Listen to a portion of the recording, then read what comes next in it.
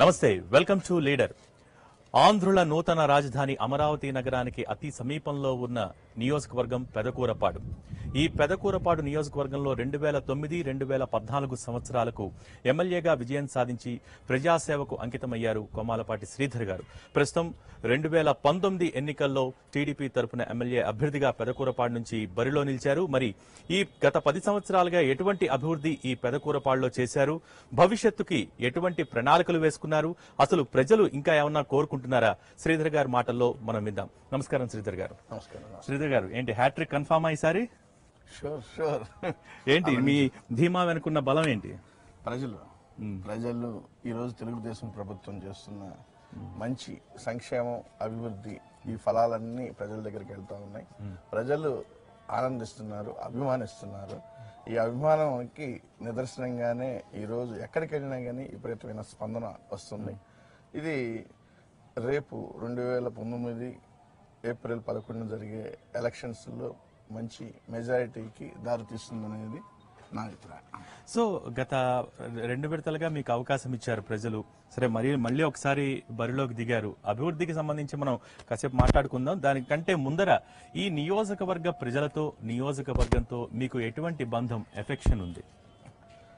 వాస్తవంగా మనం ఇక్కడ నుంచొని ఉన్నాం. ఇది నా ఊరు. నేను చదువుకున్నప్పుడు తహసీల్దార్ ఆఫీసు, నేను చిన్నప్పుడు చదువుకున్న స్కూల్, ఇదే పోలీస్ స్టేషన్, ఇదంతా మా పొలాలు. ఈ పొలాల్లో ఈరోజు అభివృద్ధి జరిగింది, ఇల్లు వచ్చినాయి. అంటే ఓ మాటలో చెప్పాలంటే ఇది నా ప్రాంతం. ఈ ప్రాంతంలో పుట్టి పెరిగాము. ఈ ప్రాంతంలో పుట్టి పెరగటం వల్ల నాకు ఇక్కడ ప్రజలతోటి అనేక మంచి సంబంధాలు ఉన్నాయి. మంచి సంబంధాలతో పాటు కూడా ఇక్కడ నా చిన్నప్పటి నుండి నేను ఆలోచిస్తే నాకు బేసికల్గా కొంచెం కమ్యూనిజం భావాలతోటి పెరిగిన వాడిని. తర్వాత ఎన్టీ రామారావు గారు, నేను చదువుకునేటప్పుడు ఎన్టీ రామారావు గారు పార్టీ పెట్టడం జరిగింది. ఎన్టీ రామారావు గారు పార్టీ పెట్టి, ఎన్టీ రామారావు గారి యొక్క ఆలోచన విధానం, వారు ప్రజలు, బడుగు బలహీన వర్గాలకి, అదేవిధంగా పేదవారికి, బేసికల్గా పేదవారికి వారు ఇచ్చిన స్కీమ్స్ కానీ, వారి భావనలు కానీ ఆ రోజు ఆ తెలుగుదేశం ఈ కమ్యూనిజం భావాలకి బాగా కోయిన్సైడ్ అయ్యాయి.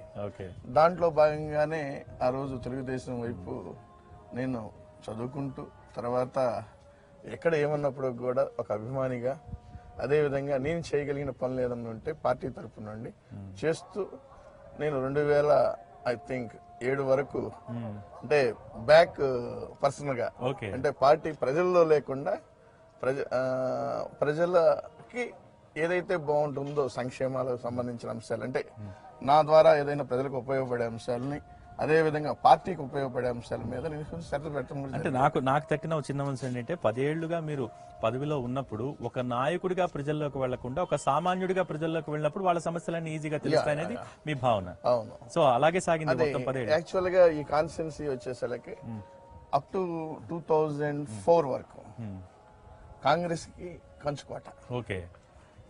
కాంగ్రెస్ కంచుకోట అయినప్పుడు నన్ను ఒకసారి నేను ఢిల్లీ ఏదో అవార్డు తీసుకుందామని వెళ్ళినప్పుడు అక్కడ అడిగారు ఏ ఊరని. అక్కడ ఉన్న తెలుగు వాళ్ళు అడిగారు. అక్కడ అడిగినప్పుడు నాది గుంటూరు పెదకూరపాడు అని అన్నారు. పెదకూరపాడు అక్కడ కాంగ్రెస్ కదా, బాగా కాంగ్రెస్ ఇది ఉంది కదా అనే దాని మీద అడిగినప్పుడు నేను తెలుగుదేశం పార్టీ అభిమానిని, మరి పెదకూరపాడు నియోజకవర్గంలో కాంగ్రెస్ బలంగా ఉంది, మరి ఎందుకు ఆ రోజు, ఎందుకంటే నాకు ప్రగాఢమైన నమ్మకం ఏంటంటే చంద్రబాబు నాయుడు గారు మంచి శ్రమజీవి, ఆ రోజు మంచి జిమ్గా అప్పటికే పాలన చేసి ఓడిపోయి ఉన్నాడు. అంటే అతను ఎందుకు ఓడిపోయారు? మనంగా ఒక సామాన్య పౌరుడిగా ఆలోచించి, ఒక అభిమానిగా ఆలోచించి, ఒక బిజినెస్ పర్సన్గా ఎందుకు ఆ కాన్స్టిట్యున్సీలో ఎఫర్ట్ పెట్టి తెలుగుదేశాన్ని ఎందుకు గెలిపించకూడదు అనే ఆలోచనతో, అసలు ప్రజా సమస్యలు ఎలా ఉన్నాయనే ఉద్దేశంతో కూడా 2007 నుండి నేను ప్రజల్లోకి మమేకం కావటం జరిగింది.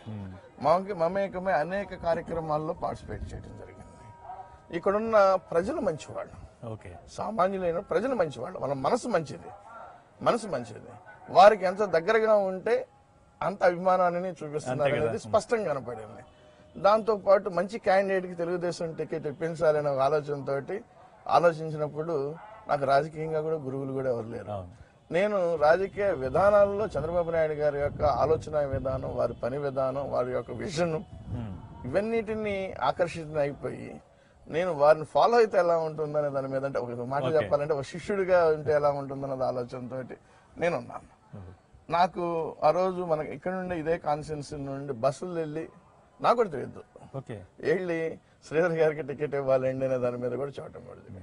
వారు ఆ రోజు ప్రజల్లోకి వచ్చిన విధానం, వారు కూడా ప్రతిపక్షం నుండి ప్రజల్లో ఉన్నప్పుడు వారికి పూర్తి స్థాయిలో నిలబడినప్పుడు వారు 2009లో టకామని ఒక నైట్ స్కోరింగ్ అనేది రావడం జరిగింది. పెదకూరపాడు కమ్యూనిస్ట్ భావజాలం ఉంటున్నారు అంటే అంతకు ముందే మీరు ప్రజాసేవలో ఇక్కడ మా పెదనాన్న మా వాళ్ళందరూ బేసికల్ గా కమ్యూనిస్ట్ ఫ్యామిలీ. సో వారు ఎప్పుడు ప్రజా సమస్యల మీద పోరాటాలు మీకు తెలియదు ఏముంది.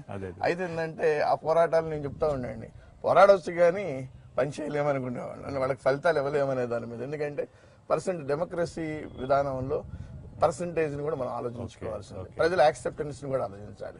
ప్రజల యాక్సెప్టెన్సీ, ప్రజా సమస్యలు పరిష్కరించగలిగిన నాయకత్వాలు కావాలి. ఆ నాయకత్వం ఉన్న వ్యక్తి చంద్రబాబు నాయుడు గారు.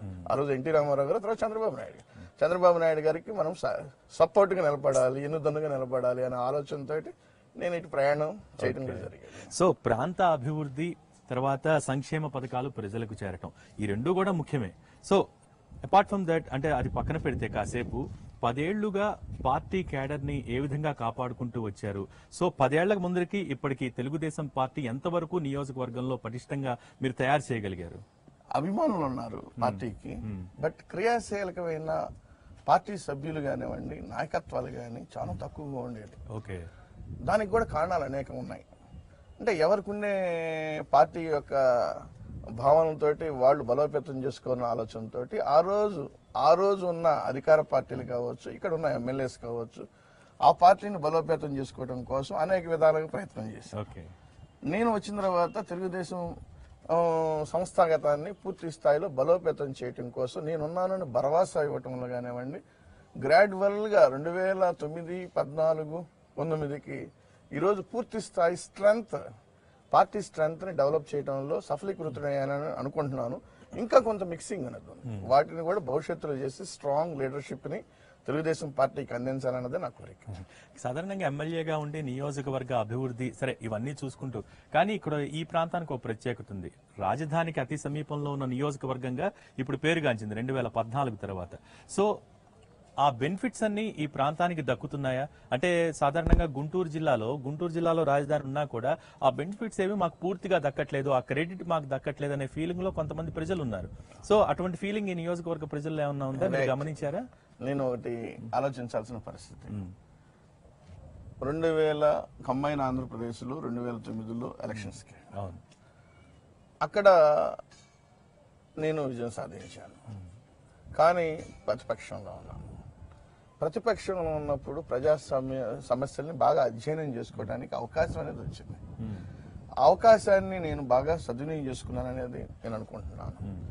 అదేవిధంగా ఇది నా ప్రాంత ప్రజానీకానికి అభివృద్ధి వైపు తీసుకెళ్ళాలి అనే దాని మీద అప్పటి నుండే కొంత రూపకల్పన కూడా చేసుకోవటం కూడా జరిగింది. తర్వాత 2014 మీ అందరికీ తెలుసు, సమైక్య ఆంధ్రప్రదేశ్ ఉద్యమాలు, ఆ రోజు పోరాటాలు వీటన్నిటిలో కూడా పార్టిసిపేట్ చేయడం జరిగింది.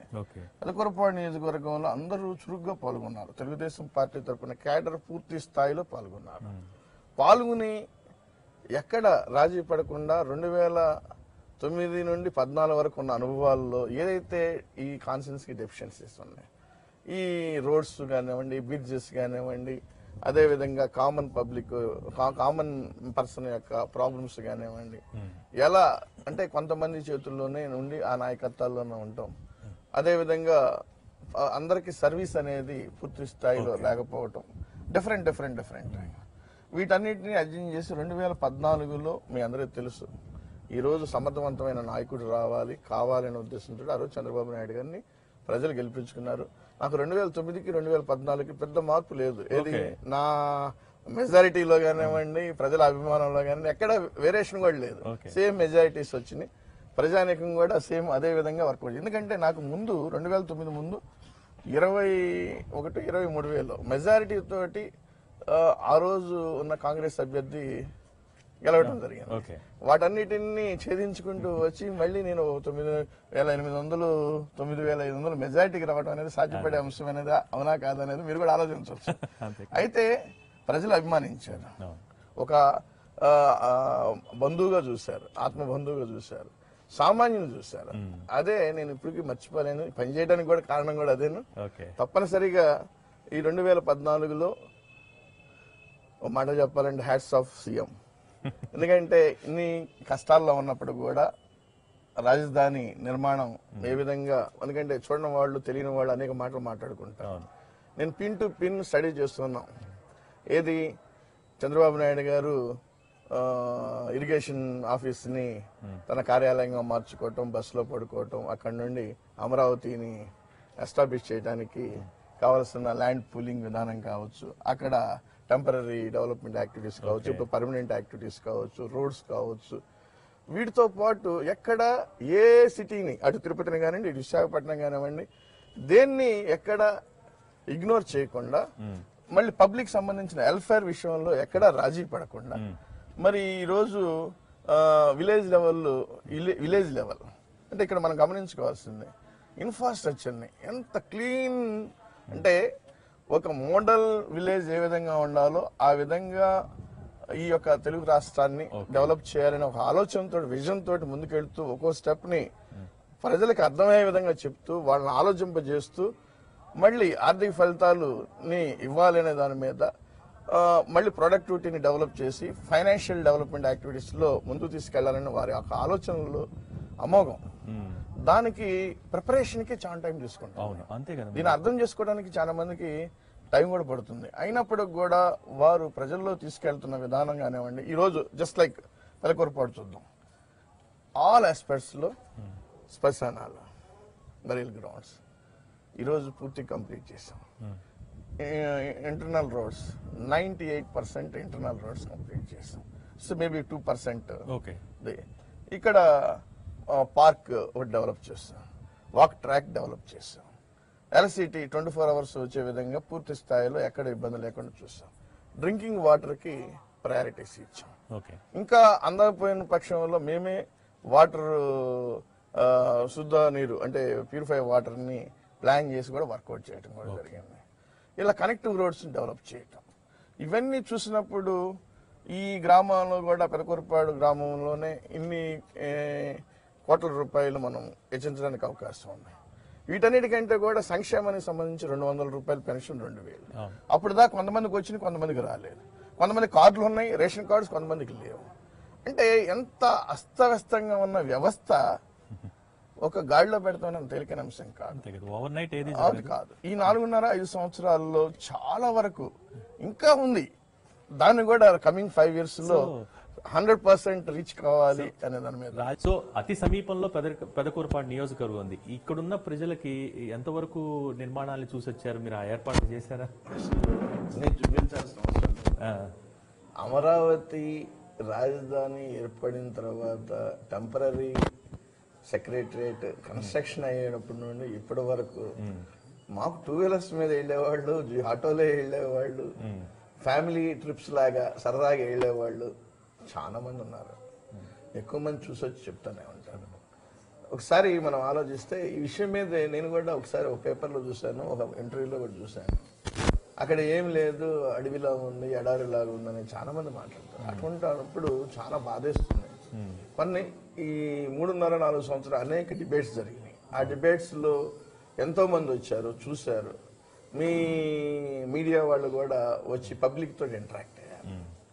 ఈరోజు అంటే ఒక కామన్ గా ఒక హౌస్ కన్స్ట్రక్ట్ చేసుకునే వ్యక్తి అతనికి మినిమం 1 year అనో 1.5 year అనో 2 years అనో పెట్టుకొని కన్స్ట్రక్షన్ చేస్తాడు. ఒక చిన్న ఇల్లు, ఒక అపార్ట్మెంట్ కట్టేవాళ్ళు మినిమం 2 years పెట్టుకొని చేస్తాడు. ఈ 2 years ప్లానింగ్ లో ప్లానింగ్ డెవలప్ చేసుకొని ఇన్ని నిర్మాణాలు ఈరోజు నేను చూశాను. జస్ట్ ఇదే టైంలో మీరు వెళ్ళండి, మీ అమరావతి రోడ్లో నుండి కానివ్వండి, రాజధాని వైపుకి వెళ్ళండి, ఓకే. చూడండి ఎంత బ్యూటీగా మనం ఎక్కడ ఒక ఫారెన్ లో ఉన్నామో అన్న ఫీలింగ్ కనబడుతుంది. ఇప్పుడే ఉంది. దానికి సంబంధించినంత వరకు ఎంప్లాయీస్ హౌసెస్ కానివ్వండి, ఆఫీసర్స్ హౌసెస్ కానివ్వండి, అదేవిధంగా ఎమ్మెల్యేస్ క్వార్టర్స్ కానివ్వండి, ఇవన్నీ ఇప్పుడు హైకోర్టు కానివ్వండి, కాలేజెస్ కానివ్వండి, ఓకే. ఇవి కేవలం ఇంత తక్కువ టైంలో అంత కన్స్ట్రక్షన్, అంత అన్ని లక్షల స్క్వేర్ ఫీట్ కన్స్ట్రక్షన్స్ కంప్లీట్ అయిపోయినాయంటే ఇది ఒక మాటలో చెప్పాలంటే దాని మీద ఉన్న శ్రద్ధ, చంద్రబాబు నాయుడు గారు, దానికి నియమించిన అధికారులు కానివ్వండి, చంద్రబాబు నాయుడు గారు ఎప్పటికప్పుడు రివ్యూస్, ఓకే. ఇవన్నీ ఒకసారి మనం ఆలోచించుకోవచ్చు. అసలు ఒక మాటలో చెప్పాలంటే ఇన్ని వేల కోట్ల రూపాయలు ఖర్చు అయింది. ఒకటి అక్కడ ఏమి డెవలప్మెంట్ రాకపోతే రైతాంగం అనేది కూడా ఆలోచిస్తుంది. రైతాంగం ఈరోజు ప్రౌడ్గా ఫీల్ అవుతుంది. అదేవిధంగా రైతులు కూడా హ్యాపీగా ఉన్నారు. ఎంత ఆనందంగా ఉన్నారంటే వారికి కూడా జస్టిఫికేషన్ వచ్చింది. ఆ రోజు ల్యాండ్ కాస్ట్లు కానివ్వండి, అక్కడ ఉన్న వాతావరణం కానివ్వండి, ఈ రోజున వాళ్ళకి ఇచ్చిన షేరింగ్ కాస్ట్ కానివ్వండి, ఒక బేరీ చేసుకున్నప్పుడు ఎవ్రీ ఇయర్ వాళ్ళకి ఇస్తున్న బెనిఫిట్స్ కానివ్వండి, ఇవన్నీ చూసినప్పుడు రైతు చాలా హ్యాపీగా ఉన్నాడు. అంత హ్యాపీగా ఉన్న రైతు అక్కడ చూస్తున్న ప్రజానీకం, ప్రతిపక్షాలు కనపడవండి, ప్రతిపక్షాలు కనపడాలి.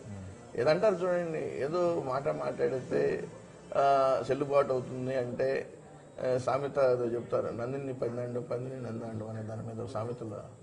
అట్లానే ఈరోజు ఏదో మాట్లాడుతూ ఉంటారు తప్పితే ప్రాక్టికాలిటీలో చెప్పాను కదా, గ్రేట్ గ్రేట్ గ్రేట్ అచీవ్మెంట్స్ ఇంత క్రైసిస్లో అది కూడా మీకు కూడా తెలుసు.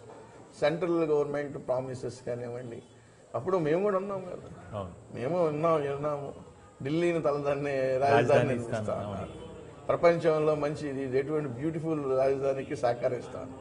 వాడు సహకారం ఎట్లా ఉన్నాయో నాకు తెలియదు, కానీ వాస్తవంగా చెప్పాలంటే ఈరోజు రోడ్స్ చూస్తున్నా, న్యూ కన్స్ట్రక్షన్ చూస్తున్నా, విజన్ తోటి ప్లాన్ చేస్తున్న విధానాన్ని మనం చూసినప్పుడు చాలా బాగుంది. సో ఎంతవరకు ప్రచారం ఇప్పటిదాకా పూర్తి చేశారు? ప్రచారం ఎలా సాగుతోంది? ప్రజలు ఎలా రిసీవ్ చేసుకుంటున్నారు?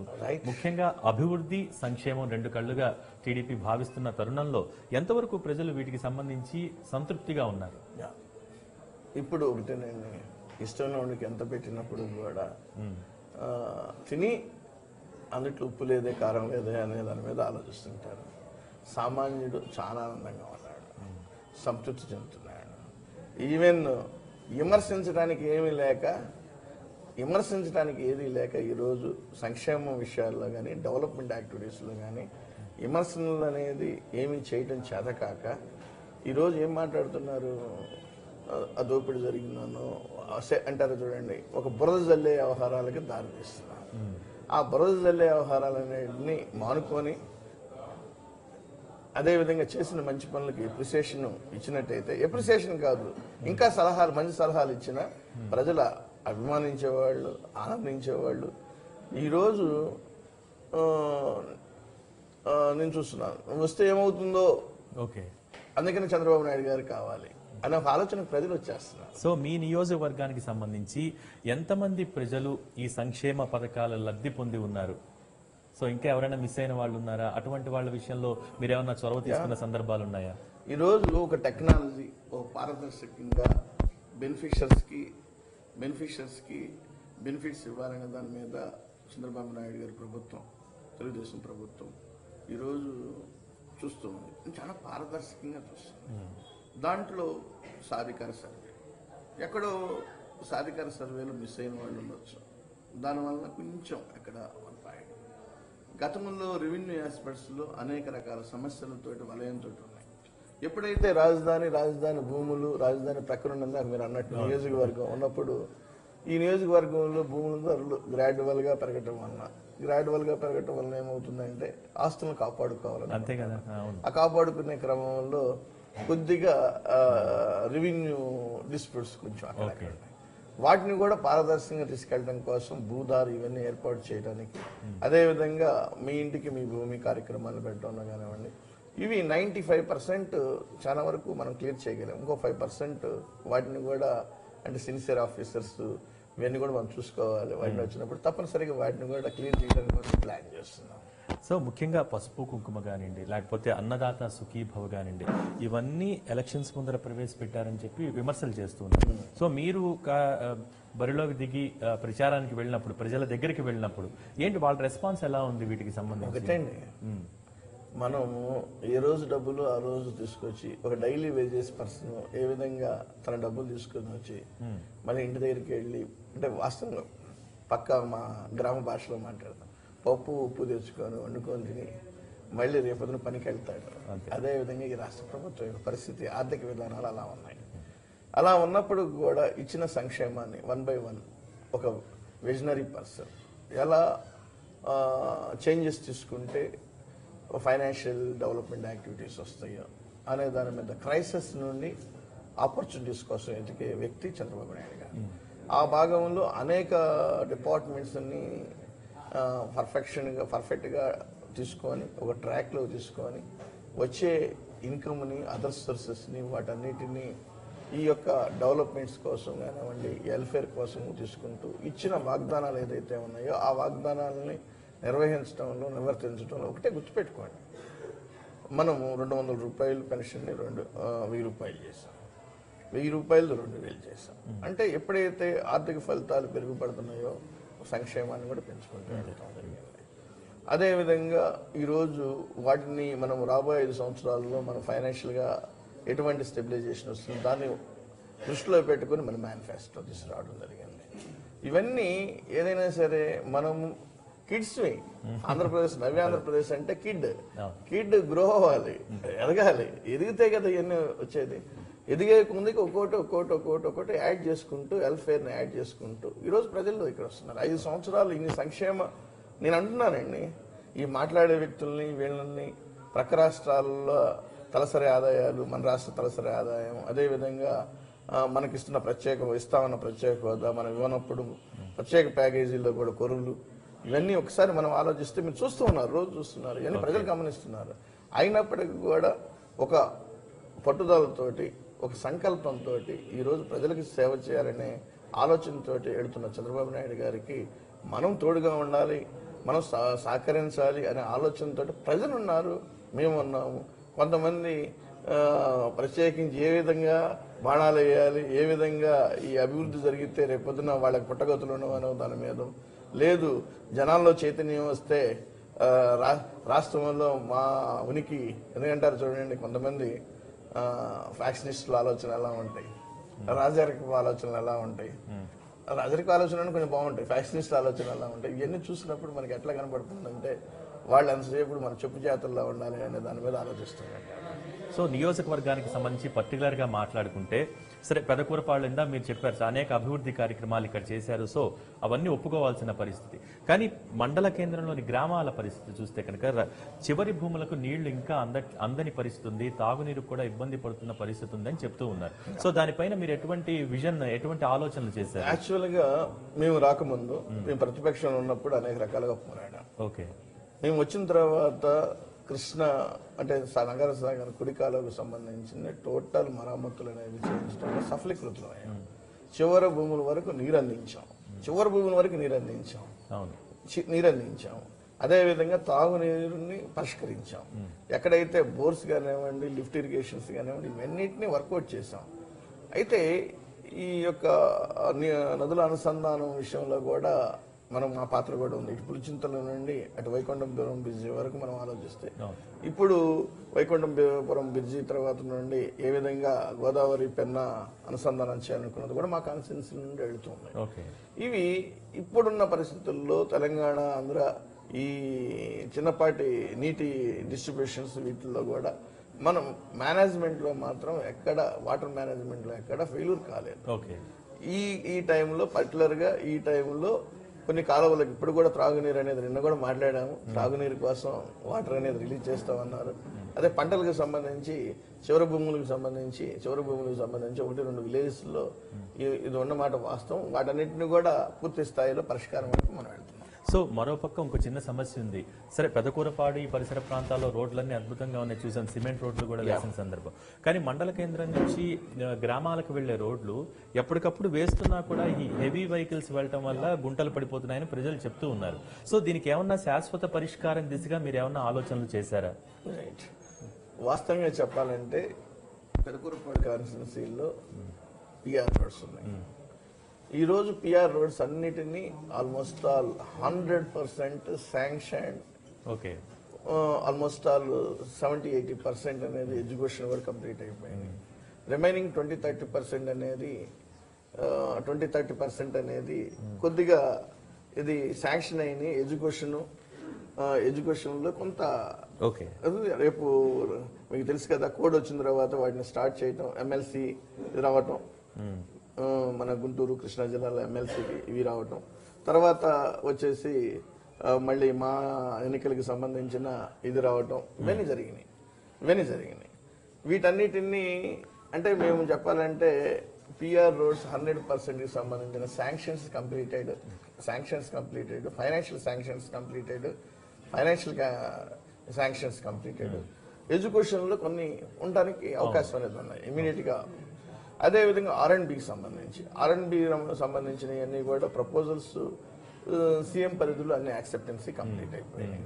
ఫైనాన్షియల్ శాంక్షన్స్లో కొన్ని ఉన్నాయి. ఉదాహరణకి మీకు హెవీ వెహికల్స్, దీని గురించి చెప్పాలి. జనాల్లో కూడా ఒక అపోహ, జనాల్లో కాదు ప్రతిపక్షం అపోహ తీసుకెళ్తూ ఉంటుంది. ఈరోజు మాకు కృష్ణా రివర్ బేస్ కాబట్టి ఈ శాండ్ సంబంధించిన హెవీ వెహికల్స్ అనేది ఎక్కువ వెళ్తూ ఉంటాయి. ఈరోజు హెవీ వెహికల్స్ వచ్చేసి గవర్నమెంట్ వచ్చేసరికి ఫ్రీ శాండ్ పాలసీలో పంపిస్తూ ఉన్నది. వీటిని వద్దు అనేది ఒక అధికార పక్షంలో ఉన్న ఎమ్మెల్యేగా వద్దు అని నేను దీక్ష చేశాను అనుకోండి, కామన్ ప్రజానీకం అనేది ఇబ్బందులు పాలవుతుంది. అదేవిధంగా వద్దు అనుకున్నాం అనుకోండి, మా నియోజకవర్గంలో కొన్ని గ్రామాలు ఉన్న వ్యక్తులు యొక్క ఆలోచన ఎలా ఉంటుందంటే, ఎన్ని లోడ్లు పోతున్నాయి, లారీలు పోతున్నాయి, మన రోడ్లు పాడైపోతున్నాయి, ఎమ్మెల్యే గారు మాట్లాడతలేదేమో అనే ఫీలింగ్ ఉంటుంది. అంటే బేసికలీ ఇది సందిగ్ధం. ఒకటే చంద్రబాబు నాయుడు గారి యొక్క ఆలోచన ఒకటి. గతంలో ఒక లోడు గుంటూరు రావాలంటే 25,000 నుండి 50,000 రూపాయల వరకు కూడా వర్కౌట్ అయిన సందర్భాలు ఉన్నాయి. ఈరోజు కేవలం 3,000, 2,800 తోటి వస్తున్నాయి. ఈరోజు ఎన్టీఆర్ హౌసెస్ ఇచ్చాం, గవర్నమెంట్ కన్స్ట్రక్షన్స్ జరుగుతూ ఉన్నాయి, ప్రైవేట్ కన్స్ట్రక్షన్. ఈరోజు కామన్ మ్యాన్కి ఈ రేట్ రిడ్యూస్ అవ్వటం వలన ఎంతో బెనిఫిట్ అనేది జరుగుతూ ఉంది. కానీ కామన్ మ్యాన్లో ఈ అవేర్నెస్ తక్కువగా ఉంటుంది. లారీలు వెళ్తున్నాయి, అన్నీ వెళ్తూ ఉన్నాయి, ఏదో జరిగిపోతుంది. అంటే మీరు అన్నదాన్ని బేస్ చేసుకుని ఉచిత ఇసుక పాలసీ వచ్చిన తర్వాత ప్రజలందరూ సంతోషించారు. మనకి ఇసుక ఫ్రీగా వస్తుందనో తక్కువకు వస్తుందనో సంతోషించిన మాట వాస్తవం. కానీ ఆ ప్రభుత్వం ఏ లక్ష్యంతో అయితే అది పెట్టిందో అది నెరవేరట్లేదు అనేది ఒక విమర్శ. అంటే వాస్తవంలో పరిస్థితి ఎలా ఉంది? మీరు ఎప్పుడైనా దాని మీద దృష్టి సారించి? నేను చాలాసార్లు దీని మీద రివ్యూ చేయడం జరిగింది. నిష్పక్షపాతంగా వర్కౌట్ చేయడం జరిగింది. దీని మీద ఒక కలెక్టర్, ఒక ఎస్పీ, ఒక ఏడీ మైన్స్, అదే కమిటీ ఒకటి వాళ్ళకు ఉంది, గవర్నమెంట్ ఫార్మ్డ్ కమిటీ. వీళ్ళని నేను అనేక రకాలుగా హెచ్చరికలు కూడా జారీ, హెచ్చరిక అంటే సూచనలకు సంబంధించిన హెచ్చరిక. ఎట్టి పరిస్థితుల్లోనూ గవర్నమెంట్ పాలసీని డివేట్ కాకుండా వర్కౌట్ చేయండి. ఇది అమలుపరిచారు కాబట్టి సరౌండింగ్ ఏరియాస్లో ల్యాండ్ ఎప్పటికప్పుడు అంటే శాండ్ వచ్చేసరికి ఎప్పటికప్పుడు ప్రైస్ను కూడా ఐడెంటిఫై చేయడం కూడా జరిగింది. దీని మీద సాటిస్ఫాక్టరీ రేట్ కూడా 85, 86, 87%కి వెళ్ళిందనే దాని మీద కూడా రోజు గౌరవ ముఖ్యమంత్రి వర్యులు స్వయంగా నాతో వచ్చాడు. అంటే ఒకటే గుర్తుపెట్టుకోవాల్సిన అంశం, ఇది ఎన్నో సంవత్సరాల నుండి కృష్ణా రివర్ ఉంది కాబట్టి ఎన్నో సంవత్సరాల నుండి కొంతమంది మైండ్లో ఫిక్స్ అయిపోయి ఉంటుంది. ఆ ఫిక్సేషన్ని ఏమనుకుంటారంటే, నా పక్కనే ఉంది ల్యాండ్, నన్ను ఊరికి తీసుకెళ్ళలేదు. అంటే ఊరికి అంటే ట్రక్కులు పెట్టి తీసుకెళ్ళలేదు. ఎందుకంటే ఇక్కడ కూడా పర్మిషన్స్ కూడా రిక్వైర్మెంట్ కాబట్టి ఆ పర్మిషన్స్ ఉన్న క్వారీస్లో ప్రజలకు ఏ విధంగా అందించాలనేది ప్రభుత్వం చూసుకుంది, శ్రద్ధగా చూసుకుంది. ఆ రోడ్స్ అనేది డ్యామేజ్ అయినప్పుడు కొంత ఫీల్ అయిన మాట, నేను కూడా ఒక ఎమ్మెల్యే ఉన్నప్పుడు ప్రజాప్రతినిధి కాబట్టి నేను కూడా ఫీల్ అయిన మాట వాస్తవం. దానికోసం ఆర్ఎండ్బి మినిస్టర్ గారిని, చంద్రబాబు నాయుడు గారిని, సీఎం గారిని రిక్వెస్ట్ చేసి 80 కోట్ల రూపాయలు శాంక్షన్ ఆ రోడ్ల మరమ్మతుల కోసం తీసుకున్నాం. అది ఇందాక నేను చెప్పాను, ఎదుగుతున్న రాష్ట్రం, డబ్బులు ఖజానాలో ఎప్పటికప్పుడు ఎత్తుక్కోవాల్సిన పరిస్థితులు, అటువంటి పరిస్థితుల్లో డిఫరెంట్ ఓవర్ హెడ్స్లో దాన్ని శాంక్షన్ చేయడానికి ప్లాన్ చేశారు.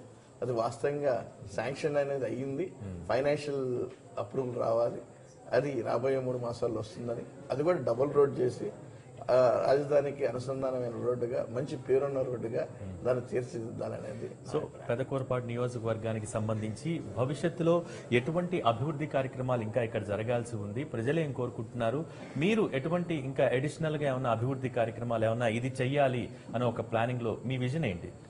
నా విజన్ ఒకటి, ప్రక్కన నిర్మాణం అవుతున్న అమరావతి, మా మాటలో చెప్పాలంటే మా అమరావతికి అది ఢిల్లీ, నయా ఢిల్లీ లాగా అమరావతి అభివృద్ధి చెందుతుంది, సీడ్ క్యాపిటల్ డెవలప్. ఆ సీడ్ క్యాపిటల్ ఫోకస్ మా అమరావతి, పెదకూరపాడు, అచ్చంపేట, క్రోసూరు, బెల్లంకొండ మండలాల మీద పడాలని, వీటికి రేపొద్దున అప్రోచెస్ అన్ని మంచి రోడ్స్గా డెవలప్ కావాలని, మంచి రోడ్స్గా డెవలప్ కావాలని, ఇక్కడ ఉపాధి కల్పనలు పెరగాలని, ఇండస్ట్రియల్ పార్క్స్ కానివ్వండి అవన్నీ డెవలప్ కావాలని, పాడి పంట వీటికి సంబంధించి అనుబంధ పరిశ్రమలు రావాలని, పాడి పంటతోటి ఈ యొక్క నియోజకవర్గం పూర్తి స్థాయిలో అభివృద్ధి చెంది ఆర్థిక స్తోమత కలిగిన ప్రజలు ఇక్కడ ఉన్నారు. సామాన్య ప్రజలు కాదు, పెదకూరపాడు నియోజకవర్గం ప్రజలు ఆర్థికంగా ఎదిగారు, కేవలం 10-15 సంవత్సరాలు 20 సంవత్సరాల్లోనూ ఎదిగారు అనే దాన్ని తీసుకురావాలనేది నా తపన. దానికి చంద్రబాబు నాయుడు గారు ఈ రాజధానిని, అమరావతి రాజధానిని పాలించే వ్యక్తిగా వారికి ఆయురోగ్యాలు ఉండాలని, అదేవిధంగా ప్రజలు ఆమోదించాలని నేను ఎప్పుడు కోరుకుంటుంటాను. సో ప్రత్యేకమైన మేనిఫెస్టో నియోజకవర్గానికి సంబంధించి ఏమన్నా ప్రత్యేకమైనటువంటి హామీలు ఇవ్వటం ఈసారి ఏమన్నా చేస్తున్నారా? ఇప్పుడు ఏదైతే ఉందో ప్రజల నుండి ఏదైతే సమస్యలు వస్తున్నాయో, ఇది ఉంటే బాగుండు ఈ గ్రామంలో, దాన్ని విలేజ్ లెవెల్ మేనిఫెస్టోకి తీసుకున్నాం. టోటల్ విలేజ్ టు మండల లెవెల్లో డిస్కస్ చేసేటప్పుడు వారి యొక్క సూచనలు ఏమున్నాయి, టోటల్ ఓవరాల్ కన్సాలిడేట్ నియోజకవర్గంలో ఏమేమి ఉన్నాయి, చాలా ప్రత్యేకంగా ఏమన్నా కోరుకున్నారా ప్రజలు? అనేది ఒకటే గుర్తుపెట్టుకోండి, ఏమి లేనప్పుడు ఆకలిగా ఉన్నప్పుడు అన్నము చేదు ఉండదు, కొంచెం అది రెండు ఉన్నప్పుడు ఇంకోటి కావాలని కోరుకుంటారు, ఇంకో కర్రీ కావాలని కోరుకుంటారు, లేదా ఇంకోటి స్పెషల్ డిష్ కావాలని కోరుకుంటారు. ఇది సహజం. అంటే నేను దీన్ని కూడా తప్పను, ఎందుకంటే విజన్లో మనం ఆలోచించేటప్పుడు అభివృద్ధి చెందుతున్న రాష్ట్రంగా రాబోయే కాలంలో భారతదేశంలో నెంబర్ 1 రాష్ట్రంగా ఆంధ్రప్రదేశ్ కావాలని చంద్రబాబు నాయుడు గారి యొక్క ఆలోచనతో ఏ విధంగా ఉన్నాయో వారితో నేను ఏకీభవించే వ్యక్తిగా, వారిని అనుసరించే వ్యక్తిగా, ఈ యొక్క నియోజకవర్గం కూడా ఎప్పటికప్పుడు అప్ టు డేట్ అవుతూ ముందుకెళ్తూ ఈ పెదకూరపాడు నియోజకవర్గం ఒక మోడల్ నియోజకవర్గంగా అయితే బాగుండు రాష్ట్రంలో అనే అభిప్రాయం నాకుంది. తప్పనిసరిగా గాడ్ పర్మిట్, చంద్రబాబు నాయుడు గారి బ్లెస్సింగ్స్, ఈ ప్రజల యొక్క ఆశీస్సులు ఉంటే తప్పనిసరిగా నా వంతు కృషి నేను. సో చంద్రబాబు గారు ఒక టార్గెట్ పెట్టారు ఎమ్మెల్యేలందరికీ కూడా, మెజారిటీకి సంబంధించి లాస్ట్ టైం ఎంత వచ్చిందో దానికంటే ఎక్కువ ఖచ్చితంగా రావాలని. సో మీ పరంగా మీరేం చెప్తారు? 2009, 2014లో చాలా ధీమాగా ఉన్నారు, మెజారిటీ గురించి ఆలోచించిన సందర్భం లేదు, అలవోకగా విజయం సాధించారు. సరే ఇప్పుడేంటి పరిస్థితి, ఎలా ఎక్స్పెక్ట్ చేస్తున్నారు, మీ అంచనాలు ఏంటి? అంచనాలు అనేది నేను ఇందాకే చెప్పాను, ప్రజలు ఆశీర్వదిస్తున్నారు. ఒక సైంటిఫిక్గా మనం ఆలోచించినప్పుడు కూడా సాటిస్ఫాక్టరీ రేట్ ఉంది. రెండోది, మనం చేసిన పనులు మనకు స్పష్టంగా కనపడతా ఉన్నాయి. గతంలో మనకి ఇచ్చిన తీర్పు కంటే కూడా ఇంకో 30%, 40% ఏషనల్ పాజిటివ్ వ్యూస్ కనపడతా ఉన్నాయి. కాబట్టి తప్పనిసరిగా మంచి మెజారిటీ మా నాయకుడు చెప్పిన మెజారిటీకి మేము రీచ్ కాగలం అనేది 100% విశ్వాసం నాకు, మా ప్రజల మీద నమ్మకం రెండు ఉన్నాయి. సో ఫైనల్గా మిషన్ 150+ సాధించేందుకు ఎటువంటి నినాదంతో, అటు పార్టీ కానివ్వండి, ఇటు వ్యక్తిగతంగా మీరు కానివ్వండి, ఎటువంటి నినాదంతో ప్రజల ముందుకు వెళ్తున్నారు, మీరేం చెప్తారు ప్రజలకి? ఒకటే నా ఆలోచన, విజన్ కలిగిన నాయకుడు, సమర్థత కలిగిన నాయకుడు, దాంతోపాటు అన్ని విధాల ప్రజల ఆర్థిక ఆర్థిక అభివృద్ధి కావాలి, రాష్ట్రాభివృద్ధి కావాలి, అన్ని రంగాల్లో అభివృద్ధి కావాలి అనే ఆలోచన ఉన్న నాయకుడు. ఈ రాష్ట్రానికి ముఖ్యమంత్రిగా ఉంటే పదే ముఖ్యమంత్రిగా ఉంటే రాష్ట్రం ముందుకెళ్తుంది. కాబట్టి ప్రజలు కూడా అదే ఆలోచనల్ని ఈరోజు నేరాలు ఘోరాలు మన టీవీలో చూపిస్తుంటారు. నేరాలు ఘోరాలు లేదు, తండ్రిని హతమార్చిన తనయుడు భార్యను అంటే ఏంటంటే ఒక లవ్ అంటే హర్రర్ మూమెంట్లో కాకుండా పీస్ అండ్ ప్రజెంట్ అన్ని విధాల అన్ని వనరులతో కూడుకున్న ఆంధ్రప్రదేశ్ నిర్మాణాన్ని చంద్రబాబు నాయుడు గారు కోరుకుంటున్నారు. ఆ నిర్మాణంలో ప్రతి ఒక్కళ్ళు భాగస్వాములు అయితే మన రాష్ట్రం, మన తెలుగు రాష్ట్రం, తెలుగు ప్రజలు భారతదేశంలోనే కాదు ప్రపంచంలో కూడా ముందు వరుసలోకి వస్తారు అనేది నా నమ్మకం. సో మధ్యలో ఉన్న అభివృద్ధి కూడా కొనసాగాలి. అదే అండి, ఇదంటే అన్ని రావాల్సిందే. అభివృద్ధి కూడా స్టెప్ 1, స్టెప్ 2, స్టెప్ 3, స్టెప్ 4 ఇది గ్రాడ్యువల్ గా ఎక్కి మనం ఏ విధంగా టాప్ ఫ్లోర్కి వెళ్ళాము అదే విధంగా ఈ రాష్ట్రం ముందు వరుసలోకి వెళ్ళాలనేది నా కోరిక. Thank you very much Sridhar garu. All the very best. Thank you. So hattrick సాధించాలని కోరుకుంటున్నాను. Thank you very much. So ఇది ఇవాల్టి లీడర్. రేపు మరో లీడర్ తో మళ్ళీ కలుసుకుందాం. Stay tuned to NTV.